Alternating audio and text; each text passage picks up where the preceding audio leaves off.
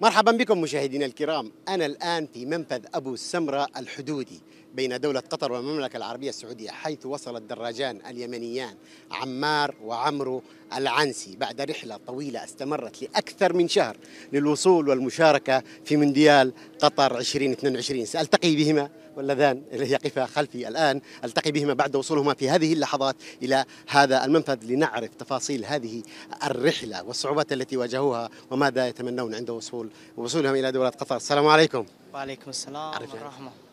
طبعا عمار، الكابتن عمار فهد علي العنسي وشقيقي عمرو العنسي، أبلغ من العمر 20 عاما، وأخي الصغير اللي يعد أصغر مغامر في العالم لكون عمره 12 عام. طبعا نحن لاعبين أهلي صنعاء والمنتخب الوطني للتايكواندو، حاملين على الحزام 2 دان، مشينا وتحركنا من عاصمة اليمن اللي هي صنعاء، والآن نحن في منفذ أبو سلوى. احكي لنا عن تفاصيل الرحلة، متى تحركتم والصعوبات التي واجهتموها إلى أن وصلتم إلى هنا. طبعا ما نخفيكم على العلم أني كانت رحلة جميلة جدا جدا، بالرغم أن في كانت صعاب وفي الحر والأشياء هذه اللي واجهتنا. الرحلة انطلقت في تاريخ 10/10 من عاصمة صنعاء، واستمرت إلى تاريخ اليوم اللي هو يوم الجمعة بتاريخ 18 نوفمبر، حيث أن احنا قطعنا مسافات إلى مارب، ومن مارب تحركنا عبر العبر ومنفذ الوديعة وشرورة ونجران والسليل وبن حطيم ما أدري إيش، وبعدها الرياض وإلى الأهفوف، ومنها إلى المنفذ القطري.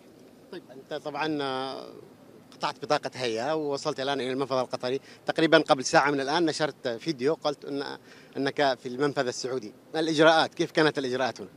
والله الإجراءات في المنفذ السعودي كانت جميلة، فقط توقف 5 دقائق للإجراءات، وما قصروا معنا المنفذ السعودي وتحركنا على أكمل وجه. ووصولكم المنفذ القطري؟ ومنفذ القطري رحبوا بنا على أحسن ما يمكن، وجميل جدا جدا، كان ترحيب. طيب أنت تشجع أي منتخب؟ طبعا هذا هدف رحلتنا، اللي هو دعم المنتخبات العربية ومؤازرتها المشاركة، والتي هي السعودية وقطر وتونس إن شاء الله. رسالة توجهها أنت الآن على الجزيرة مباشر. والله نوجه رسالتنا إلى جميع المنتخبات العربية إن إحنا لجانبكم، وإن إحنا الدول العربية كامل دولة عربية واحدة، وإن هدفنا لتوحيد الدول العربية بعنوان عالم واحد وطن واحد. شكرا جزيلا عمار. عمرو أصغر مغامر، احكي لنا كيف كانت رحلتك؟ والله كانت الرحلة جميلة، حصلنا بعض الصعوبات في الطريق لكن الحمد لله. كم عمرك الآن؟ عمري 12 سنة. طيب ما تعبت؟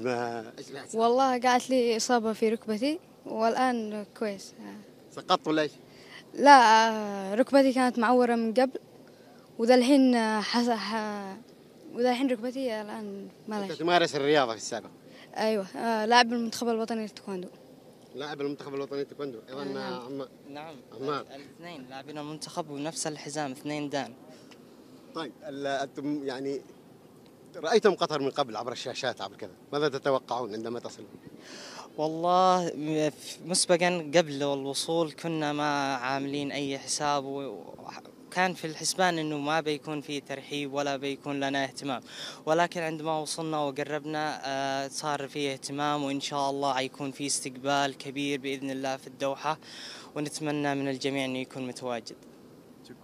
شكرا لكم. إن شاء الله تلقون ما تمنيتم إن شاء الله. مشاهدينا الكرام، كما رأينا وصل الدراجان اليمنيان عمار وعمرو، وهما شقيقان، بعد تحركهما قبل أكثر من شهر في تاريخ 10 أكتوبر، ووصل في هذه اللحظات إلى منفذ أبو سمرة الحدودي. سيواصلان أيضا بدراجتيهما باتجاه الدوحة، مسافة أكثر من 100 كيلومتر.